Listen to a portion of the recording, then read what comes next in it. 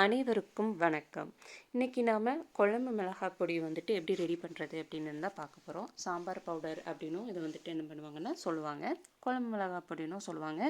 இந்த பொடியை நாம் எல்லா குழம்பு வகைகளுக்குமே, சாம்பார், புளிக்குழம்பு, மீன் குழம்பு, இந்த மாதிரி எல்லாத்துக்குமே நம்ம என்ன பண்ணிக்கலாம் அப்படின்னா யூஸ் பண்ணிக்கலாம். இதுக்கு தேவையான பொருட்கள் எல்லாமே நான் இப்போ எடுத்து வச்சுட்டேன்.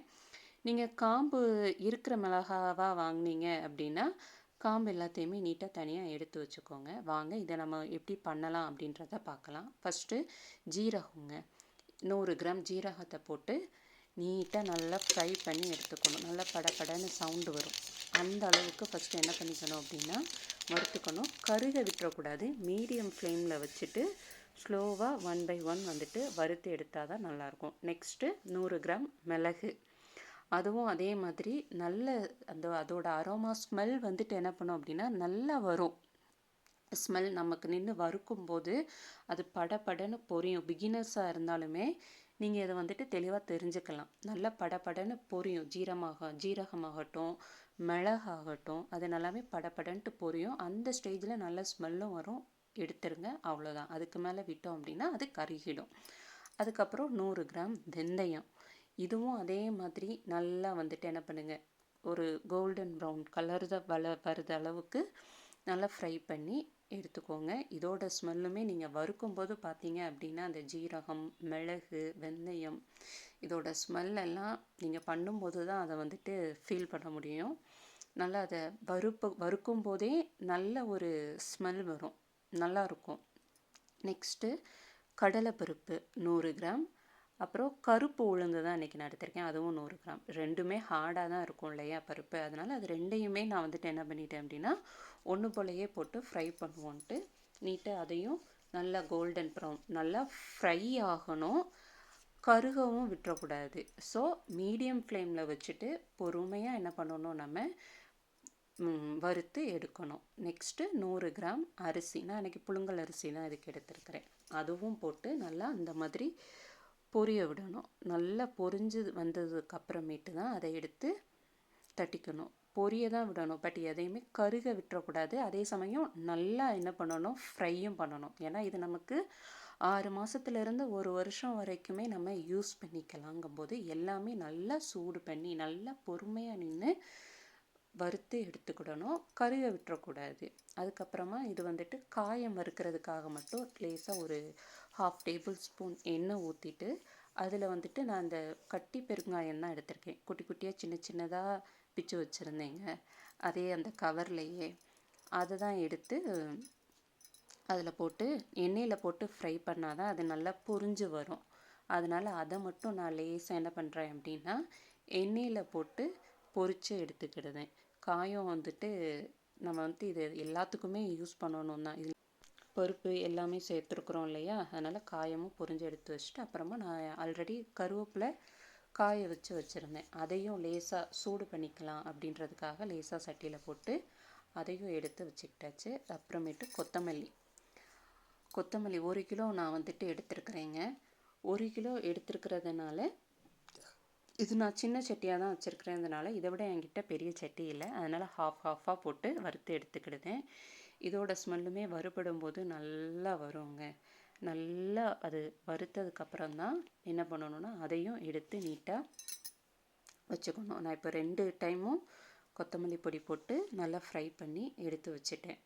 அதுக்கப்புறமா மஞ்சள் தட்டி வச்சுருக்கிறேன், 100 கிராம் மஞ்சள், அதையும் நல்லா நீட்டாக தட்டி எடுத்து வச்சுட்டேன். அதையும் லேசாக சூடு பண்ணி போட்டுருவோமேட்டு அதையும் அடுப்பில் வச்சு சூடு பண்ணிக்கிட்டேன். ஏன்னா நமக்கு இது ரொம்ப நாள் வரும் இல்லையா, பொடி கெட்டு போயிடக்கூடாது, அந்த ரீசனுக்காக. அப்புறமேட்டு மிளகா வத்தலும் வந்துட்டு பார்த்திங்க அப்படின்னா 1 கிலோ நான் எடுத்துருக்கிறேன்.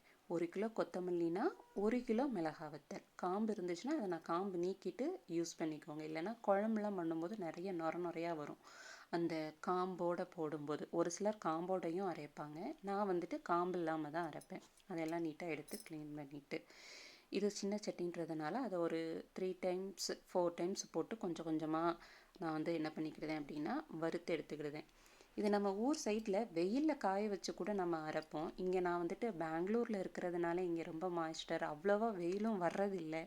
அவ்வளோ அடித்தாலும் இது காயிற அளவுக்கு நமக்கு வந்துட்டு என்ன பண்ணுறதில்ல அப்படின்னா வெயிலெல்லாம் அவ்வளோவா அடிக்காது. அதனால் நான் எப்போதுமே இங்கே என்ன பண்ணுவேன் அப்படின்னா சட்டியில் தான் போட்டு எல்லா இன்க்ரீடியன்ட்ஸையும் வறுத்து எடுத்து பொடி அரைப்பேன். நானும் ஃபஸ்ட்டு ஸ்டார்டிங்லலாம் அம்மா வீட்டில் இருந்து தான் எல்லாத்தையுமே அரைச்சி எடுத்துகிட்டு வந்தேங்க. அதுக்கப்புறம் குழந்தைங்களாக செய்ய இருக்கும்போது என்ன பண்ணிட்டேன் அப்படின்னா நானே அரைக்க ஆரம்பிச்சிட்டேன். எல்லாமே சட்டியில் போட்டு தான் வறுப்பேன். மிளகா வறுக்கிறது வந்துட்டு இந்த மாதிரி 2 கரெக்டாக வரணும். அந்த அளவுக்கு நல்லா கருகவும் விட்டுறக்கூடாது. ஸோ எல்லாத்தையும் இந்த மாதிரி மொத்தமாக வறுத்து நீட்டாக அரைக்கிறதுக்கு நீட்டாக பாக்ஸில் எல்லாத்தையுமே போட்டு வச்சுட்டேங்க. இது அளவு பார்த்திங்க அப்படின்னா நான் 1 கிலோ கொத்தமல்லினா 1 கிலோ மிளகா வத்தல், மற்றது மிளகு, ஜீரகம், வெந்தயம், கடலைப்பருப்பு, உளுந்தம்பருப்பு இது எல்லாமே 100 கிராம் தான் எடுத்துருக்கிறேன் நான். எல்லாமே 100 கிராம். இதே அரை கிலோ போடுதோம் அப்படின்னா 50 கிராம் எடுத்துக்கிடுவேன். காய வச்ச கருவேப்பிலை. இது தாங்க அளவு. ஒரு கிலோன்னு எடுக்கும்போது மற்ற இன்க்ரீடியன்ட்ஸ் எல்லாமே 100 கிராம். இதெல்லாம் வறுத்து நான் அரைக்கலாம்னு மிஷினுக்கு போனால் அங்கேயே ஃப்ரை பண்ணி நாங்கள் அரைப்போம் அப்படின்ற மாதிரி மிஷின் வச்சுருக்குறோன்றாங்க. இது எனக்கு முன்னாடியே தெரியலைங்க. இது இப்போ நியூவாக கொண்டுட்டு வந்திருக்குறாங்க போல். அப்புறம் அதுலேயும் போட்டு ஒரு தடவை ஃப்ரை பண்ணிவிட்டு அரைச்சிட்டும் வந்துட்டேங்க. அரைச்சிட்டு வந்துட்டு அதை நல்லா சூடாக இருக்கும். அதை வீட்டுக்கு வந்ததும் நம்ம என்ன பண்ணணும் அப்படின்னா நீட்டாக ஒரு பேப்பர் விரித்து அதை நல்லா காய வச்சிடணும். அதுபோக பொடியையும் நம்ம நல்லா மிக்ஸ் பண்ணி விடணும். இந்த பார்த்திங்களா அங்கங்கே ரெட்டும் அந்த கொத்தமல்லி பவுடரும் தனித்தனியாக இருக்கிற மாதிரி இருக்கிறதுனால அதை நல்லா என்ன பண்ணணும் அப்படின்னா நல்லா ஈவனாக இருக்கிற மாதிரி எல்லாம் மிக்ஸ் ஆகி வர்ற மாதிரி நல்லா என்ன பண்ணணும்னா மிக்ஸ் பண்ணி எடுத்துக்கிடணுங்க. இந்த அளவுக்கு எல்லாத்தையுமே நல்லா நீட்டாக மிக்ஸ் பண்ணி எடுத்துக்கிடணும். அவ்வளோதாங்க. பொடியை ரெடி பண்ணியாச்சு. எல்லாத்தையும் நீட்டாக மிக்ஸ் பண்ணி இதோ எல்லாம் நீட்டாக மிக்ஸ் பண்ணிட்டேன். இது நல்லா ஆறுனதுக்கு அப்புறமேட்டு ஒரு பாக்ஸில் போட்டு நம்ம வச்சுக்கலாம். நான் ஃப்ரிட்ஜில் அந்த மாதிரிலாம் நான் பொடிகளை வைக்கிறதில்ல. நீட்டாக ஒரு பாக்ஸில் போட்டு வச்சுட்டேன் அப்படின்னா அடிக்கடி எடுக்கக்கூடாது. அவ்வளோதான். அடிக்கடி இதை ஓப்பன் பண்ணி எடுக்கிற மாதிரி இல்லாமல் நம்ம சமையலுக்கு தேவையானது சின்ன ஒரு டப்பாவில் நம்ம எடுத்து தனியாக வச்சுக்கணும். மொத்த பாக்ஸை அப்படி அதுக்குள்ளே போட்டு இந்த பெரிய பாக்ஸை அடிக்கடி ஓப்பன் பண்ணாத அளவுக்கு நம்ம வச்சுக்கணும். ஒரு 1 மந்த்துக்கு தேவையான மாதிரி ஒரு பொடியை வந்துட்டு ஒரு 1/4 kg பொடியை நம்ம எடுத்து தனியாக இன்னொரு சின்ன பாக்ஸில் எடுத்து வச்சுக்கணும். அப்படிங்கும்போது எனக்கு வந்துட்டு இது ஒரு 6 மந்த் வரைக்குமே நல்லா வரும். இந்த பொடி ஒன்றுமே ஆகாது. இங்கே எனக்கு வெயில் இல்லைன்றதுனால தான் நான் வந்துட்டு எல்லா பொடிகளையுமே எல்லாத்தையுமே வறுத்து அரைச்சிருவேங்க.